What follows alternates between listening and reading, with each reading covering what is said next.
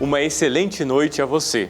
Com alegria, iniciamos mais um programa Primeiro Plano e vamos acompanhar tudo o que aconteceu aqui na TV Pai Eterno e que foi destaque.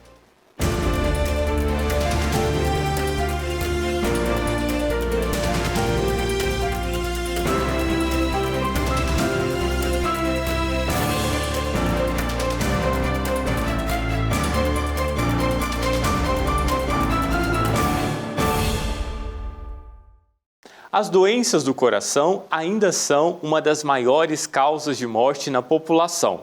Algumas dessas doenças podem ser prevenidas e até tratadas se descobertas precocemente. A repórter Tiara Castilho conversou com especialistas sobre esse assunto e é o que nós vamos acompanhar agora. Somente no ano passado, mais de 280 mil pessoas aqui no Brasil morreram por causa dos problemas cardiovasculares. A maioria faz parte da população idosa, tem entre 70 e 79 anos e boa parte dos problemas acontece de forma silenciosa, o que merece a atenção de todos nós. E a gente conversa agora com o médico cardiologista, Dr. Rodrigo Pashaus. Ele vai explicar para a gente sobre essas principais doenças que envolvem aí o coração. Seja muito bem-vindo à TV Pai Eterno, Dr. Rodrigo. Prazer é todo meu. Dr. Rodrigo, já começa então explicando para a gente quais são as principais doenças do coração que mais matam as pessoas. Olha, a gente tem várias doenças no coração, mas as principais, as mais frequentes, que tendem a levar o paciente a óbito, seria a doença coronária, né, que é talvez a mais prevalente hoje, né? Aqui em Goiás a gente ainda tem a doença do Chagas, né? A gente ainda tem muita prevalência de doença de Chagas, que leva tanto à insuficiência cardíaca, né, o coração inchado, né, aquele coração que já não está aguentando trabalhar direito, e arritmias cardíacas. Então, nesse universo dessas três grandes síndromes aí, sendo que o Chagas ele consegue abranger pelo menos duas grandes síndromes dessas, seria a síndrome coronariana, a insuficiência cardíaca e as arritmias cardíacas. Doutor Rodrigo, quais sinais ou sintomas que as pessoas devem ficar atentas para procurar um médico cardiologista, fazer um check-up? Na verdade, ele tem que procurar antes de surgir esse sintoma, né? A prevenção sempre vai ser mais importante na medicina. Agora, logicamente, algumas vezes que ele começa a sentir uma dor no peito, uma dor que vem com esforço ou com estresse emocional, que melhora com repouso, uma dor de forte intensidade no peito, parecendo um aperto mesmo, que alguém está esmagando o peito. Essa dor pode ser um princípio de infarto, uma angina, e pode ser preocupante, né? Também uma tontura muito frequente, às vezes um desmaio, aquele desmaio que a pessoa apaga e daqui a pouco levanta de uma vez. Esse também é preocupante, pode ser sinal de arritmia e a gente tem que investigar, né? Algumas pessoas podem não sentir esses sintomas clássicos, geralmente é mulher, diabético, idoso, paciente que já fez transplante cardíaco. Esses pacientes eles têm o que a gente chama de equivalente anginoso. Na verdade, ele não sente aquela clássica dor no peito, ele sente uma falta de ar, uma fadiga, né? Às vezes um cansaço, né? Ou uma sudorese muito grande. Então, mas geralmente vem desencadeado com esforço físico, estresse emocional, melhora com repouso do mesmo jeito. Então, quando a gente vê esse tipo de sintoma, aí já é uma coisa que a gente tem que ir para o médico o quanto antes, não dá para ficar esperando mais, né? Os sintomas já surgiram. O ideal é uma vez por ano, pelo menos, a gente ter a procura do nosso cardiologista ou clínico ou médico de sua confiança para poder fazer aquele check-up e ver se está tudo certo. E tem uma idade ideal, assim? Com qual idade eu devo procurar um médico cardiologista? Porque a gente sabe também que as doenças do coração, elas também são permanentes, né? Elas também acontecem com as crianças. Sim, o que acontece? Tem criança que já nasce com algum problema do coração e às vezes tem que fazer uma intervenção logo após o nascimento. A grande maioria das pessoas, graças a Deus, não tem esse problema. Mas a partir dos 30, 35 anos de idade, as doenças cardiovasculares começam a ser mais prevalentes. Então, quando a gente é criança, a gente tem aquele pediatra da nossa confiança, que a gente vai pelo menos a cada 6 meses, 1 ano, né? Depois que a gente chega na fase de adolescência e a fase adulta, a gente tem que ter um clínico ou um cardiologista de sua confiança para fazer pelo menos uns exames de sangue, né, um raio-x ou alguma coisa complementar ao que o médico te examinar e ver de alteração do seu exame físico ou alguma queixa clínica que você tenha, né? Então, pelo menos uma vez por ano, fazer uma visita médica para ver como é que está. Doutor Rodrigo, para finalizar, eu gostaria que o senhor respondesse para a gente, tem como prevenir ou evitar algumas doenças do coração e de que forma? Combater o estresse emocional, atividade física e alimentação é um pré-requisito para a gente ter uma vida saudável. Além dos exames periódicos pelo menos uma vez por ano, né, no seu médico de confiança, e diminuir e cessar maus hábitos, né, como bebida alcoólica. A bebida alcoólica deve ser consumida de forma moderada, de forma recreativa aos finais de semana e não diariamente, né? E o tabagismo deve ser cessado. Tabagismo, em qualquer forma de tabagismo, seja esses cigarros eletrônicos, seja o tabaco convencional, seja qualquer tipo de fumaça inalatória, ele deve ser combatido porque causa muita doença cardiovascular. Perfeito, doutor. Muito obrigada pelos seus esclarecimentos. Estou à disposição sempre que precisarem, é um prazer estar aqui. Muito obrigada, um bom dia e eu volto ao estúdio. Olha só que interessante. Um pesquisador da Universidade Federal de Goiás desenvolveu um adoçante nutritivo a partir do cacau. Esse produto foi feito do que não era utilizado pela indústria de chocolates. O Alex Rodrigues foi lá na universidade saber mais e é o que ele nos mostra agora. Bom, estamos aqui no laboratório em um deles, da Universidade Federal de Goiás, para conversar um pouquinho com o Gustavo Henrique Rocha, para falar a respeito de um prêmio que ele ganhou a nível mundial. Eram mais de 3.000 projetos. O que você apresentou foi um dos mais elogiados, em uma das categorias. Por quê, Gustavo? Conta pra gente o que você levou lá que chamou tanta atenção. O que nós levamos aí para o evento foi um adoçante feito a partir de um subproduto do cacau. Certo. E conta pra gente então como é que foi essa premiação, esse evento, Você apresentou esse destaque, esse adoçante, feito à base de um produto que seria descartado, Exatamente. Nós somos convidados entre esses 10 projetos do mundo todo, representando as Américas, e lá nós somos reconhecidos como um dos projetos de destaque na economia sustentável.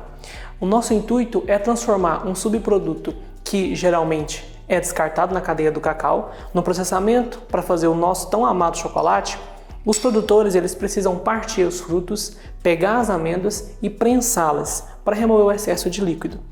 Essa remoção de líquido, então, ela geralmente é descartada porque ela precisa ser armazenada, congelada, senão perde. E aí sim que dá continuidade no processamento do chocolate. Então qual foi a nossa sacada? Pegar esse líquido e estabilizá-lo e transformá-lo em um produto nutritivo para adoçar outros alimentos, que seria um elixir, como a gente chama, que pode ser utilizado para adoçar sobremesas, bolos e outros produtos, como esse creme de chocolate. Certo, então eu vou até pedir aqui para você mostrar para a gente direitinho qual que é o passo a passo desse processo. É muito lento? Conta para a gente, por favor, como é que funciona a partir do fruto aí. Os produtores, então, nas fazendas de cacau, eles pegam os frutos, colhem das árvores, partem, pegam essas amêndoas e geralmente são colocadas em coxos, onde que eles prensam para remover o excesso de líquido que tem nessas amêndoas, que elas são bastante úmidas.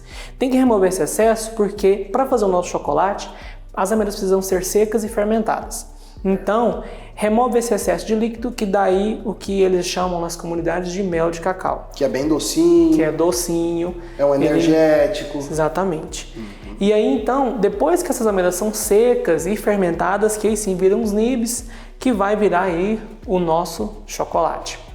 Então, se o mel de cacau ele não é congelado, não é armazenado adequadamente, ele acaba perdendo e aí sim o destino é ser jogado fora. Só no Brasil, cerca de 52 mil toneladas são descartadas ao ano. Então a nossa sacada foi pegar esse mel, esse chamado de mel, e transformá-lo ele aí no nosso elixir, esse ingrediente para adoçar. Legal. E assim, conta pra gente, por favor, ô Gustavo, todo esse mel, esse perdido, ele é jogado fora. Então, esse adoçante ele vem de um produto que seria descartado. Sim.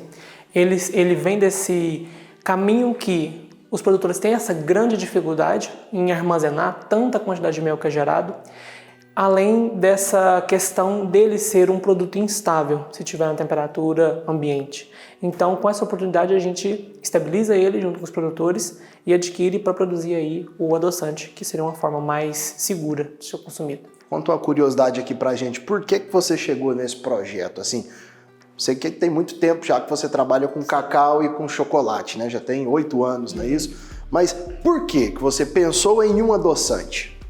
Tem 8 anos que eu trabalho com cacau e chocolate. Eu comecei minhas pesquisas com chocolate no ensino médio, eu fiz curso técnico em Química no IFG. Então, lá atrás, eu estava desenvolvendo um chocolate mais nutritivo, pensando na alimentação das minhas irmãs mais novas. E aí, eu continuei esse projeto, transformei em uma startup, comercializando esses cremes de chocolate para as pessoas mais nutritivos. Mas aqui em Goiás não é um produtor de cacau, e aí o pessoal lá do sul da Bahia acabou vendo as minhas pesquisas, esse trabalho que eu tinha com chocolate, e me convidou para me conhecer lá a produção, as lavouras de cacau, né? Onde que seria o berço aí do cacau aqui no Brasil. E aí eu visitei, e foi daí que eu me deparei com esse subproduto que tinha muito valor ali agregado e era muito gostoso, mas tinha essa dificuldade dos produtores. E foi aí que surgiu essa oportunidade de transformá-lo em algo inovador e saudável para as pessoas. Gustavo, parabéns pela iniciativa, mas conta aqui pra gente, pro pessoal que está em casa, onde é que a gente vai conseguir comprar esse produto? Em breve, a gente está trabalhando aí nesse ano com o apoio dessas organizações internacionais, que nós estamos recebendo esse apoio, e também da FAPEG aqui no estado de Goiás e também do Ministério de Ciência e Tecnologia, que está investindo nesse projeto, onde a gente está trabalhando para comercializar logo esses produtos para que as pessoas possam adoçar e tornar a sua vida cada vez mais doce e saudável. Para o desenvolvimento do projeto que resultou na premiação internacional em dezembro do ano passado, o Gustavo contou com o apoio de mais colegas pesquisadores, todos eles orientados pela Tatiane, que é coordenadora do Programa de Pós-Graduação em Ciência e Tecnologia de Alimentos da Universidade Federal de Goiás. O Gustavo, ele é nosso discente do Programa de Pós-Graduação em Ciência e Tecnologia de Alimentos. E aqui nós desenvolvemos pesquisas, né? Nós desenvolvemos ciências para a sociedade. Então, é muito gratificante trabalhar, né, em parceria com indústrias, com empresas. Então, eu acho que o papel da universidade, o papel da ciência é justamente esse. Nós não podemos mais trabalhar isoladamente. Então, a ciência ela tem que estar cada vez mais ligada à sociedade, à qualidade de vida da população, levando aí melhoria. Sendo um produto retirado do cacau, muita gente deve estar imaginando que o adoçante tenha um leve gostinho de chocolate. Pedimos um spoiler, mas dessa vez não tivemos sucesso. A startup que o Gustavo, né, coordena, realmente é um produto inovador, o gosto é inovador, então eu convido a todos a experimentar. A Covid-19 virou a nossa vida de cabeça para baixo. Já se passaram 3 anos desde que a doença foi identificada e ainda são muitos os mistérios em torno dela. Os casos de reinfecção pelo vírus são cada vez mais comuns e as sequelas muito variadas. A nossa equipe preparou uma reportagem sobre esse assunto. É o que acompanhamos agora. Em dezembro, completamos 3 anos da pandemia de Covid-19 no mundo. No Brasil, essa marca será alcançada no próximo mês. De lá para cá, enquanto algumas pessoas ainda não enfrentaram o vírus, outras já foram contaminadas por mais de uma vez. Esse é o caso do Cláudio, que está se recuperando pela 3ª vez da doença. Foram 3 contaminações. A primeira, ela foi a mais grave que eu tive, né? E a diferença é um oceano de sintomas, na realidade, nem saber o que a gente estava sentindo direito, né? Foi muito grande. Essa última agora é muito tranquila, mas a primeira foram 10 dias de internação, uma insegurança total. Logo nos primeiros meses de pandemia, ainda sem a vacinação disponível, ao mesmo tempo que se recuperava da contaminação, o Cláudio perdeu o pai por complicações vindas da Covid. Hoje, com o cartão de vacinas atualizado, mesmo tendo outras comorbidades, ele se sente psicologicamente mais forte. E isso é fundamental na luta contra o vírus. Eu fiquei doente no mesmo dia que o meu irmão. Ele deu a entrada um dia antes no hospital, eu dei no outro. Depois que eu saí, 2 dias após, meu pai deu a entrada e 7 dias ele veio a falecer de Covid. Meu irmão ficou 14 dias entubado depois que eu saí do hospital. Então, assim, criou uma ruptura na cabeça da gente. A gente não sabia o que estava para enfrentar. Aí veio a questão das vacinas, a gente ficou mais tranquilo. E essa agora eu nem fiquei muito preocupado, assim. Eu achei que seria só um tempo e tal, eu não tenho muita preocupação, porque eu acredito muito na vacina, entendeu? Muito diferente das 2 primeiras vezes que precisou ficar em isolamento, outra novidade para o Cláudio é que a quarentena agora dura menos que 1 semana. Pra você ter ideia, parece que quando você saía da primeira vez, nem os médicos às vezes acreditavam que você já estava sem a Covid. Eu sofri muito preconceito da primeira vez para agora, praticamente é uma consulta normal, é uma gripe, né? Que você vai lá, o médico passa um receituário e pede para você ficar isolado. Agora, pra você ter ideia, ele me deu um atestado somente 6 dias, nem 14 dias não está sendo mais, né? Em média de 5 a 7 dias que os médicos estão prescrevendo para você ficar em casa e evitar contato com as pessoas.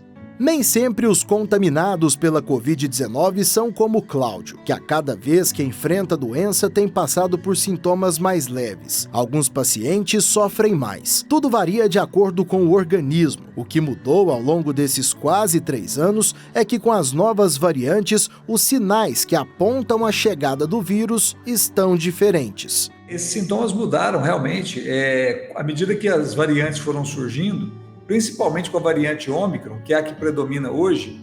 Esse sintoma de perda de olfato e paladar mudou muito. Ele deixou de ser uma causa muito importante, apesar de que ainda tem muitas pessoas que referem perda de paladar e perda de olfato, mas diminuiu bastante. O que acontece com maior frequência é febre, mal-estar, dor de garganta, isso as pessoas referem muito, sintomas respiratórios, como se fosse uma gripe.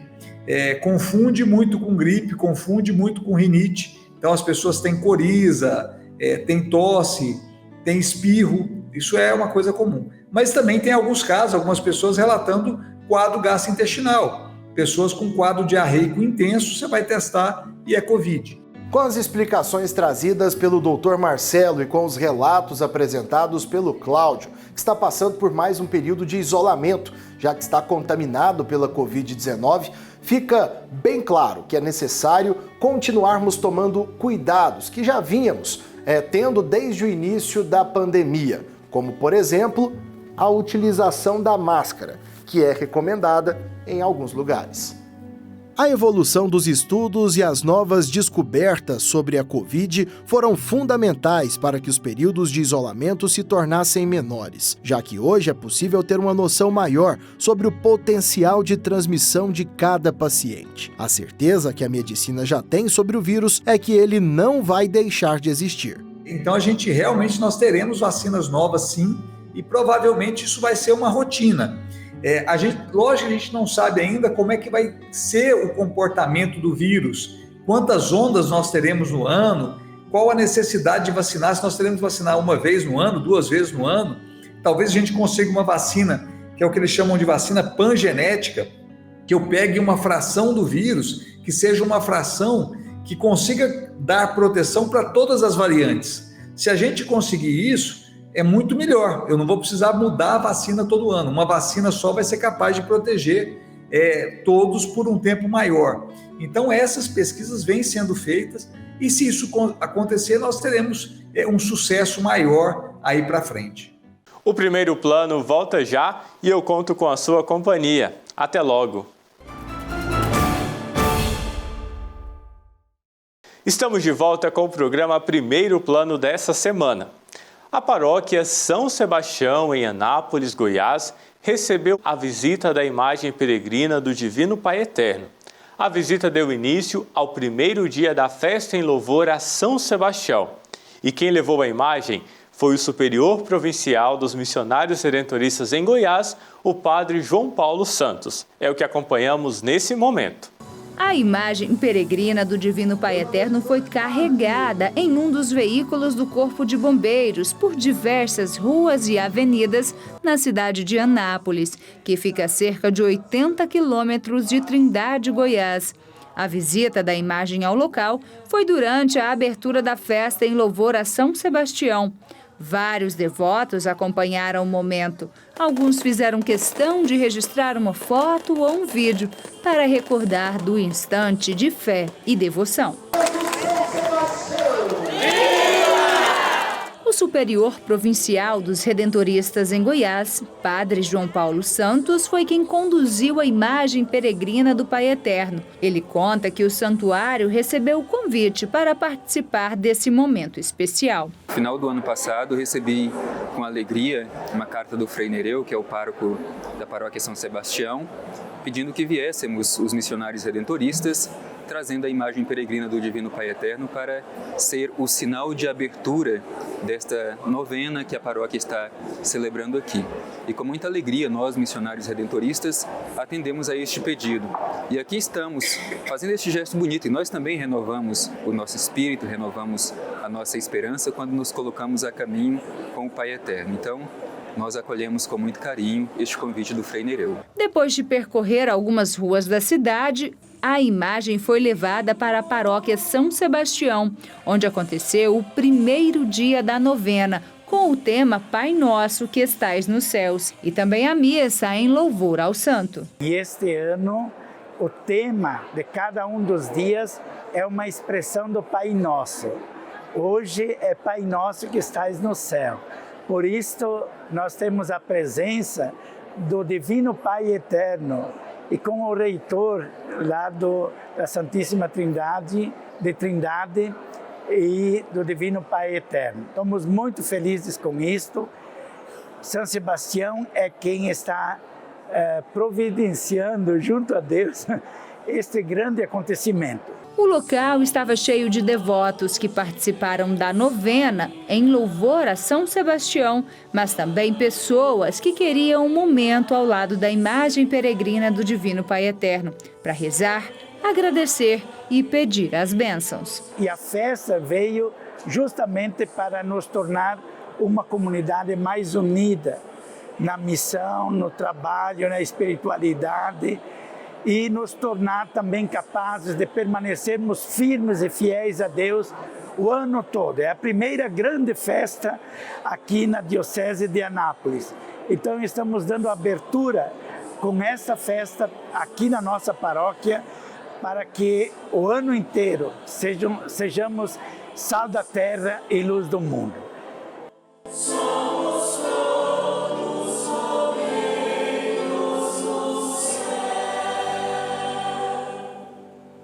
E olha só, um livro sobre a história de São Miguel Arcanjo foi lançado recentemente com a intenção de abordar de forma aprofundada o sentido maior e o significado desse anjo na Sagrada Escritura. E a nossa repórter Maíra Oliveira conversou com o autor dessa obra e mostra pra gente agora. Vamos assistir. Olá, tudo bem com você? Hoje nós vamos falar de algo especial, que é o lançamento do livro Miguel, o Guardião do Lugar Secreto, um livro maravilhoso com muitas reflexões. E para falar sobre esse assunto, eu vou conversar com o missionário Rafael Brito. Ele é professor, ele é filósofo, ele é teólogo e missionário do movimento Aliança de Misericórdia. Olá, Rafael, tudo bem? Seja bem-vindo. Olá, muito obrigado, Maíra. Muito bom estar aqui com vocês, viu? Missionário, conta pra gente sobre o que trata esse livro e o que o leitor pode esperar lendo esse livro.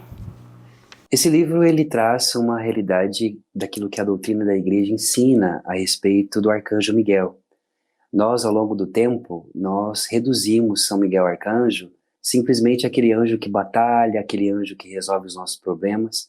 E a minha pergunta é, O que a igreja diz a respeito de quem é Miguel quando, por exemplo, ele não está batalhando? O que ele faz?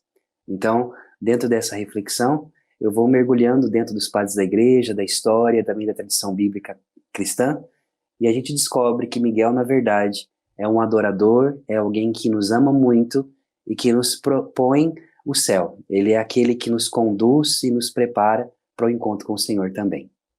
Missionário, esse livro fala muito sobre o amor de Deus, sobre São Miguel. Me conta o que te inspirou para escrever essa obra. É justamente isso, né? Porque quando nós olhamos para a história da igreja, para aquilo que os padres dizem, Tomás de Aquino diz que Deus, ele é amor. E Deus, ele ama o mundo e também ama os anjos. Então, São Miguel, ele é a expressão desse amor de Deus para conosco, porque também ele ama a Deus sobre todas as coisas. São Miguel Arcanjo, ele, todas as vezes que Deus precisou de intervir no mundo para fazer alguma coisa em relação a nós, ele enviou Miguel. Tanto que o seu nome significa quem é como Deus. A palavra quem é como Deus, ela é uma exclamação, um brado, né? Eu costumo dizer que Miguel não é um nome, ele é um grito de um ser apaixonado que defendeu o amor da sua vida. E Miguel, ele defende a Deus diante de Lúcifer e seus demônios que não querem amá-lo e também amar a cada um de nós. Nesse sentido, Deus coloca eu e você como receptáculo desse amor através de Miguel. Que legal, e realmente a gente precisa muito dessa questão de amor ao próximo, justamente nessa sociedade que está bem dividida, né? Esse livro faz parte de uma trilogia, né? Esse é o terceiro livro, tem O Segredo dos Anjos, que foi o primeiro, tem o Ministério do Anjo da Guarda, também que foram outros livros que o senhor escreveu. Se o senhor quiser falar um pouquinho sobre essa trilogia? Sim, esse aqui é o primeiro, Segredo dos Anjos. Nesse livro aqui eu trato sobre quem são eles e como que eles se movem no céu. Já esse segundo aqui é só sobre o anjo da guarda. Quem é o anjo da guarda?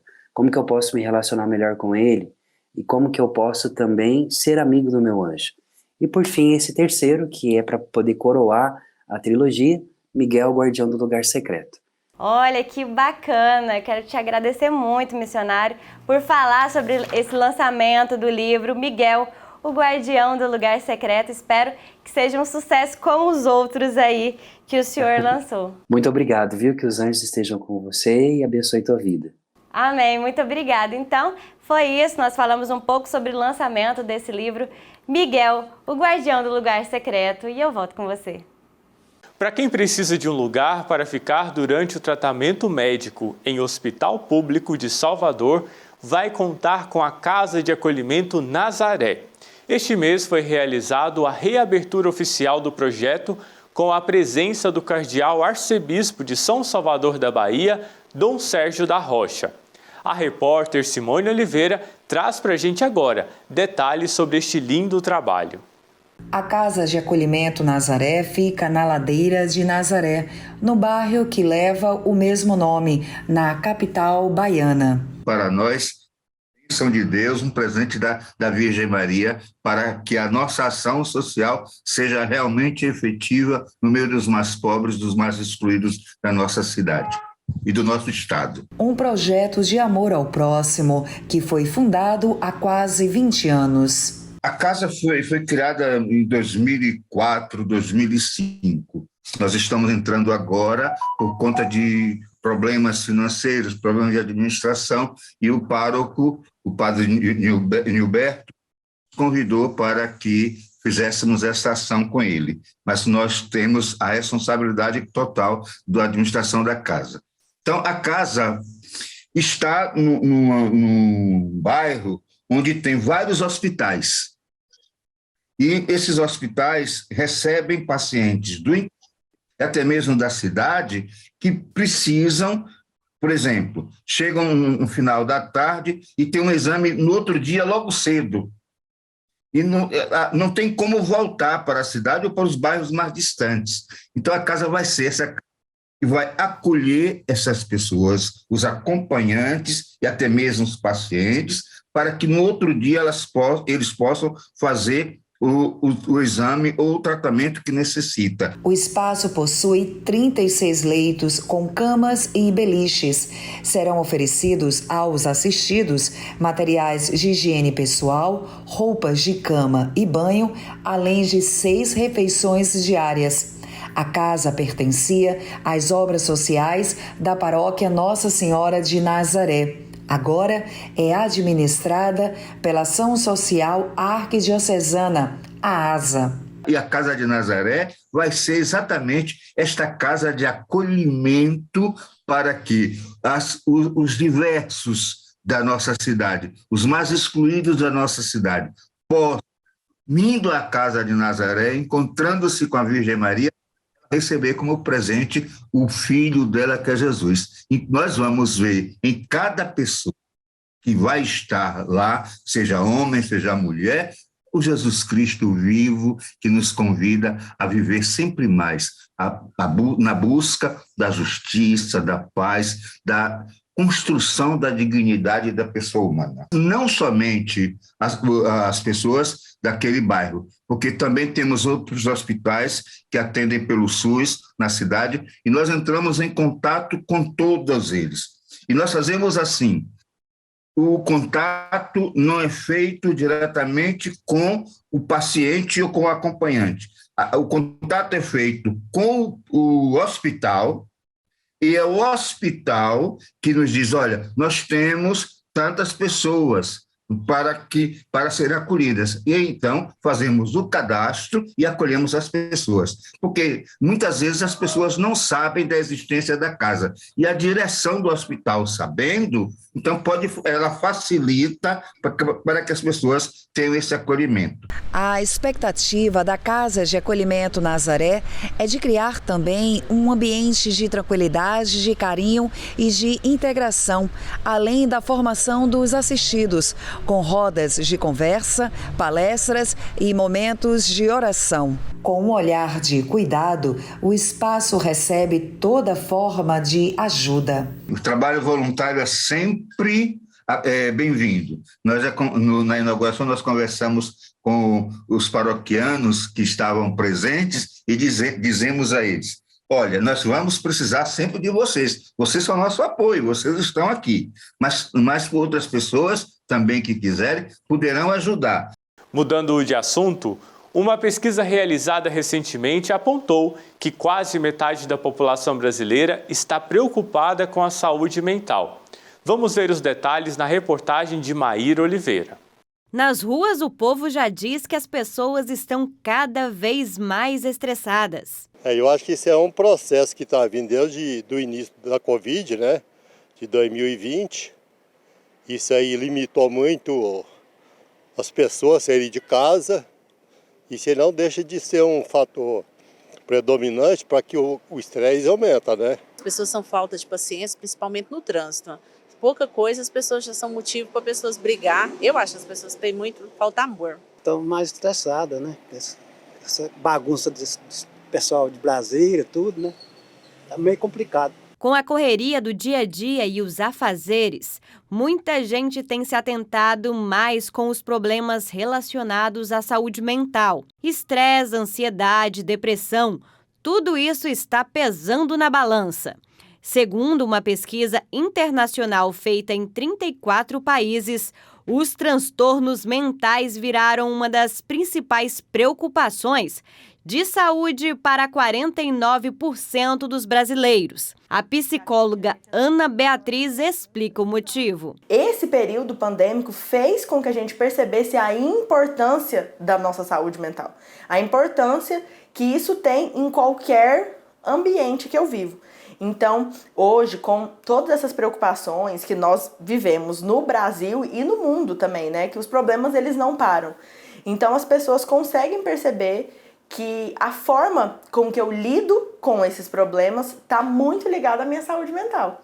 Porque se eu estou mais tranquila comigo mesma, eu entendo os meus problemas, eu sei o que é meu, eu sei o que é do outro, eu consigo digerir melhor esses problemas. Porque eu tenho uma consciência maior sobre o que eu consigo aguentar e como essas emoções chegam em mim. A psicóloga fala ainda sobre o que tem prejudicado as emoções do brasileiro. Principalmente aí a parte financeira, que é uma coisa que nunca para de preocupar as pessoas, né? E acredito, né, e a gente vê que nós passamos por um período político importante, né? Muitas mudanças, muitas sensações diferentes, então eu acredito que as pessoas estão preocupadas com o novo. O que poderemos esperar desse próximo ano, né? Então, a nossa preocupação maior de todas as pessoas é com o novo. É o que eu não sei, que emoções aquilo vai me trazer. Então, situações desconhecidas. Então, nós estamos passando por um momento de transição e muitos acontecimentos, tanto políticos quanto também religiosos em alguns pontos. Então, o desconhecido preocupa as pessoas, né? De não sabermos como que vai ser esse próximo ano aí. A saúde mental é importante para lidar com as emoções, tanto as negativas quanto as positivas. E para ter emoções saudáveis neste ano de 2023, preste atenção nessas dicas. O principal disso tudo para nossa saúde mental, para a saúde da nossa saúde mental, né? É o autoconhecimento. E eu reservar momentos de cuidado para mim mesmo. Então, nossa, eu gosto de ver um filme, eu gosto de estar com tais pessoas, eu gosto de fazer isso. Sempre buscar colocar esses momentos de autocuidado durante o seu dia. E nesses momentos é onde a gente se conecta, onde eu me conecto comigo mesmo, né? Onde eu sei o que eu gosto, onde a gente faz até uma limpeza ali no nosso mental, né? A gente tira algumas energias e pensamentos negativos, então a gente se renova nesses momentos que a gente reserva para fazer coisas que gostamos. E eu começar a me entender que problemas que eu sou capaz de aguentar, o que eu não consigo. Então esse autoconhecimento e reservar esses momentos eu comigo mesmo são muito importantes. No próximo bloco, vamos rever uma entrevista sobre a importância de aprender os primeiros socorros. Eu volto já. Estamos de volta com o programa Primeiro Plano dessa semana. E agora, vamos acompanhar uma conversa da Cleide Rocha com a tenente do Corpo de Bombeiros, Priscila Pires, sobre a importância do conhecimento em primeiros socorros. Como devemos agir nesse momento? Confira. Vamos começar falando sobre os idosos. Quais os riscos que eles mais correm? Em casa, né, nós temos vários locais que é necessário que tenha a nossa atenção. Em relação ao engasgamento, ter plena consciência e atenção plena ali na hora de mastigar os alimentos, mastigar devagar, mas não é só na mesa, né, que tem que ter o cuidado, em toda a casa. Colocar ali protetores de silicone nas quinas de móveis, principalmente aqueles móveis que têm tampos de vidro, né, as mesinhas, retirar de corredores tapetes, pois ali é um ponto em que o idoso pode escorregar ou até mesmo tropeçar. Então, é melhor evitar até mesmo aquela opção de tapete antiderrapante, melhor é tirar, né, porque ele pode ali passar, às vezes com um andador, tropeçar, vir a se machucar. Também é preciso ter atenção quando se tem em casa criança e idosos para não deixar brinquedos espalhados, pois pode ser um ponto de tropeço para o idoso. Aí a gente, né, vê situações de trauma, né, quebra o fêmur, machuca o braço e, enfim. No banheiro também requer atenção, já que é um local molhado, geralmente o piso escorregadio. A nossa orientação é de, sempre que possível, instalar aquela barra de proteção, a barra de apoio próximo ao vaso sanitário, próximo ao chuveiro, colocar o tapetinho antiderrapante também embaixo do chuveiro, porque esses locais são locais de queda. Ter atenção também na escada, colocar o piso antiderrapante na escada, o corrimão é muito importante, principalmente se falando de idosos. Sempre ter ali próximo à cabeceira da cama uma lanterninha, uma iluminária, para que ele possa acender essa luz antes de ir ao banheiro à noite. Geralmente levanta muito, né, para ir ao banheiro, ou para tomar água, tomar um remédio, enfim. É sempre importante ter esse caminho iluminado, ter um celular sempre por perto. Né? Recentemente, aí, a minha guarnição mesmo, né, infelizmente, atendeu felizmente, né, porque nós fomos para dar o socorro, de uma idosa que foi se levantar da cama, acabou caindo, não conseguiu se levantar, e sorte que o celular dela estava ao alcance, então ela nos chamou para para dar o socorro, e a porta do quarto estava trancada. Então a gente teve que entrar, minha viatura foi em apoio justamente para arrombar essa porta e para o pessoal do atendimento pré-hospitalar dar esse atendimento, que ela havia fraturado o braço. Então é importante também, né, se possível, deixar a porta do quarto destrancada, porque facilita, a porta do banheiro também, porque facilita o nosso acesso. E ela ficou bem? Ficou bem, depois ela ficou bem, né, nós atendemos prontamente. E ainda bem que estava o celular, né, ali próximo, que ela conseguiu nos chamar, nos acionar.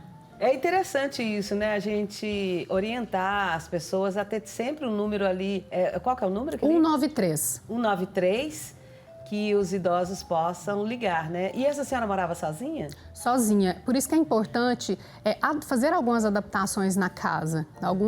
Assim como a casa que tem criança precisa de algumas adaptações, quando tem idoso também, porque a mobilidade acaba sendo reduzida, né? A visão, enfim, não tem mais aquele traquejo no corpo quando jovem. Então, é necessário fazer essas adaptações, né? Ter um número de socorro sempre à mão e, tomando alguns cuidados, é possível, sim, evitar, né, muita coisa. E esse 193 é qualquer estado do Brasil ou só aqui em Goiás? Qualquer estado é o 193. Tem 193 que é o Corpo de Bombeiros e 192 que é o SAMU. Mas para fazer resgate, como nós tivemos que fazer arrombamento, né, de portas, teve o trauma dessa senhora, então o Corpo de Bombeiros está ali sempre pronto para atender.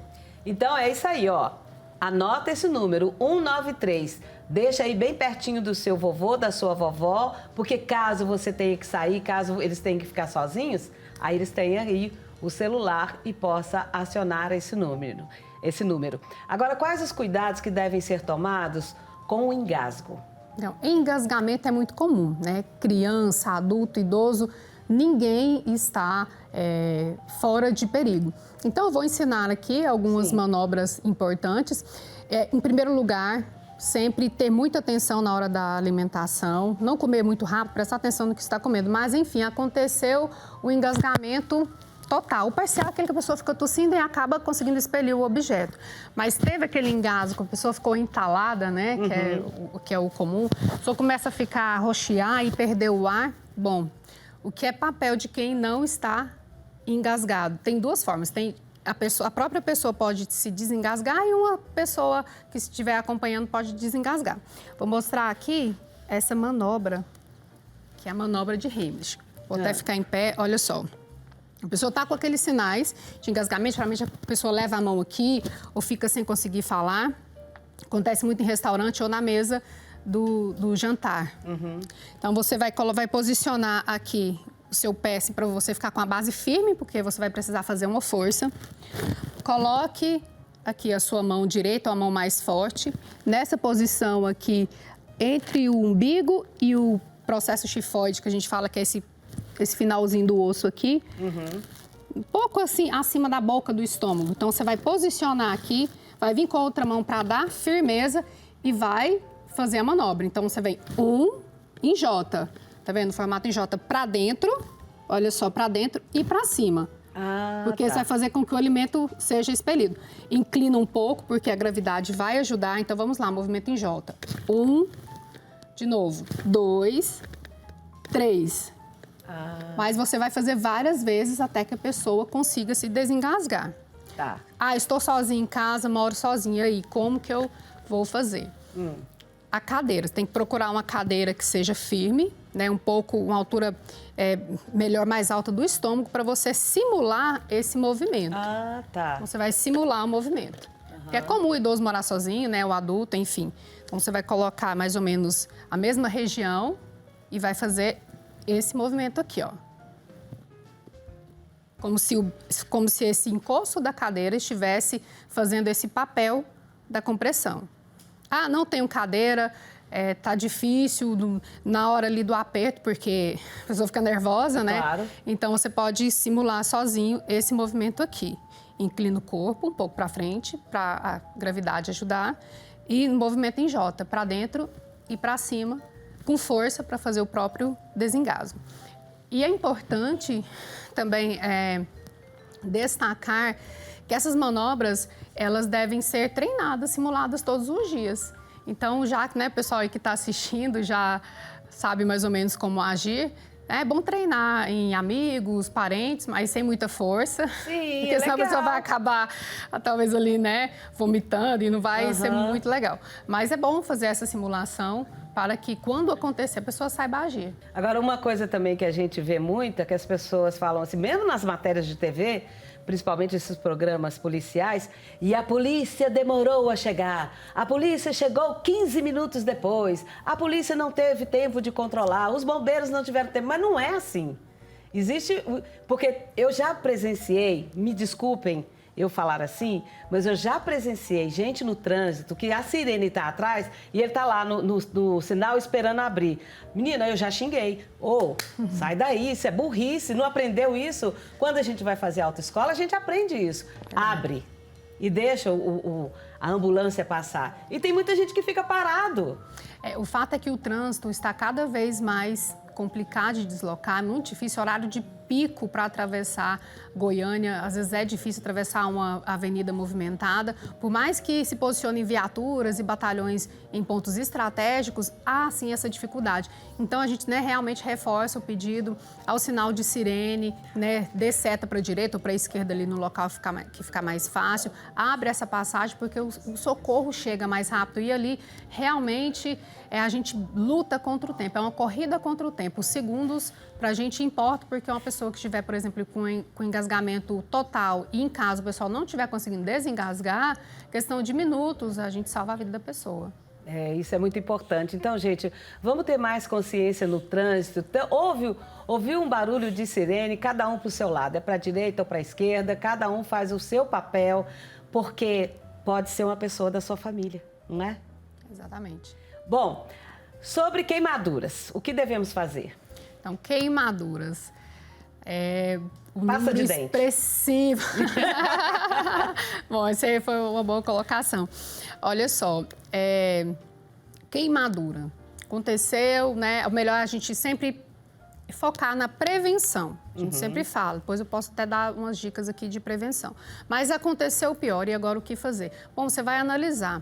Se for uma queimadura leve ali de primeiro grau, em que fica vermelho e arde muito, porque é primeiro grau que não deva ter os cuidados, então o que você vai fazer? Colocar aquela área atingida embaixo de uma água corrente, mas sem a pressão, obviamente, limpa e deixar ali por uns 10 minutos. Sem nada? Sem nada.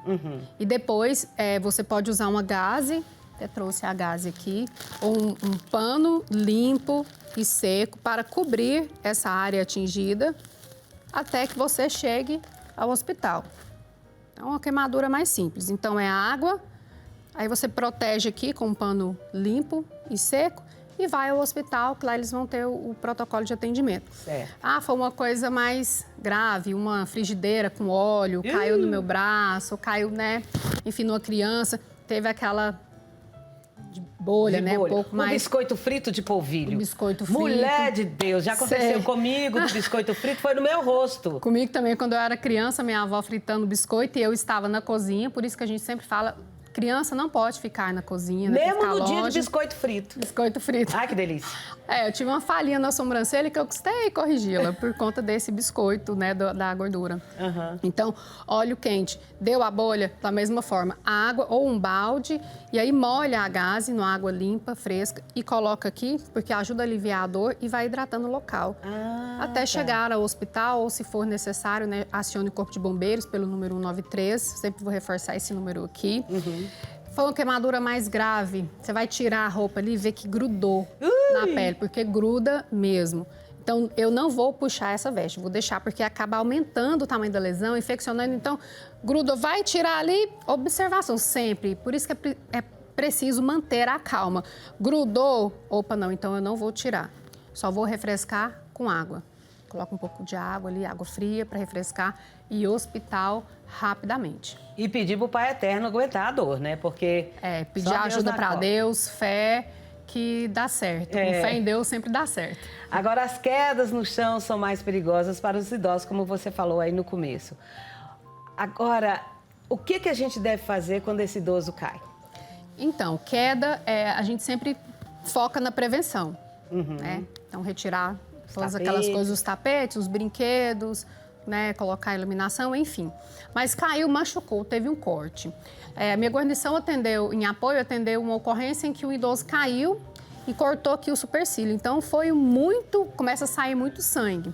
Então, vou até levantar aqui para mostrar. Aí muito sangue a gente já apavora. Tá saindo, já apavora. Então, mantenha a calma, fala, olha, eu preciso concentrar para seguir o passo a passo. Primeiro é preciso localizar o local do corte. Então, se possível, você vai jogar um pouco de água para lavar ou vai tirando cuidadosamente com um pano para localizar o corte. Encontrou o corte e isso a outra pessoa vai ligar ou você mesmo liga para o 193, deixa no Viva Voz e já vai chamando socorro, até saber a extensão desse ferimento. Então, no local, teve um corte aqui. Certo. Identifiquei. Aí, com tranquilidade, um tecido limpo e seco, dobra e faz a compressão no local. Vai comprimir ali mais ou menos uns 5 minutos. Faz uma compressão justamente para estancar o sangue. Mas o pano tem muito sangue, então encharcou. E aí eu tiro esse aqui e coloco o outro? Não, nós vamos aproveitar a coagulação anterior. Então eu venho com mais tecido e faço a pressão aqui. Entendi. Isso, até o socorro chegar. Então o organismo, ele precisa de um tempo para coagular. Então você vai fazendo essa pressão, né, até a chegada ou até o transporte ao hospital. O mesmo vale para... caiu, bateu a testa, fez um galo, né, que a gente chama, que é aquela lesão que incha aqui. É o galo mesmo, né? Ou na testa, ou na tíbia aqui, na canela. Vai lá no congelador, pega um gelinho. O gelo é bom para isso, por isso que é importante ter gelo na cozinha, tanto para a gente servir, né, as pessoas assim, nesse ambiente aqui mais de casa, como para também os primeiros socorros. Então, coloca gelo, faz uma bolsinha de gelo, coloca no plástico, para ele não ficar molhando, né? E você envolve o plástico com um tecido, porque o gelo direto na pele queima. Isso, e aplica isso em caso de galo, viu? Bateu a cabeça, fez aquele galo. Sem ferida. Sem ferida. Então, você vai pressionar aqui. Vai pressionar. Cortou e fez galo. Porque é comum, a pele do idoso é muito fina.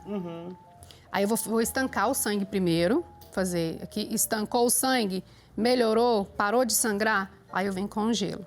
Porque o gelo é o principal, né? Para fazer aqui até que chegue o socorro. Beleza. Então, esses são as principais medidas. Então, não precisa ficar nervoso, porque vê sangue demais, a pessoa apavora. Então, é necessário manter a calma. Aí, no caso, eu não tenho gelo, mas eu tenho um pacotinho de ervilha, eu posso usar aquilo? Não, olha só, é importante colocar nada de ervilha, açúcar, nada disso, café, babosa. Não, eu estava dizendo o seguinte, porque geralmente na minha casa, eu tenho um pacote de ervilha congelado. Sim, por conta da temperatura. Isso, ele está congelado lá dentro. Aí eu não tenho gelo. Eu posso usar esse... Aí é importante, por conta de manter a asepsia desse gelo... Colocar num plástico. Isso, coloque em um plástico limpo, né? Porque a gente vai aproveitar a temperatura ali. Coloque em um plástico limpo e aí sim pode fazer o contato, sem problemas, né? Desde que o plástico externo esteja limpo, para não ter a contaminação. A gente vai conversando, as pessoas vão entendendo a importância desses socorros e eu vou pedir que você volte. Obrigada, né? A gente se coloca à disposição, também o número do Corpo de Bombeiros pelo 193 e fique à vontade, né? Faça-nos o convite, que é um prazer, né, estar aqui com você, nesse bate-papo, né, nesse ambiente muito aconchegante. O primeiro plano dessa semana chega ao fim. Eu me despeço de você, te desejando um ótimo final de semana. Até breve!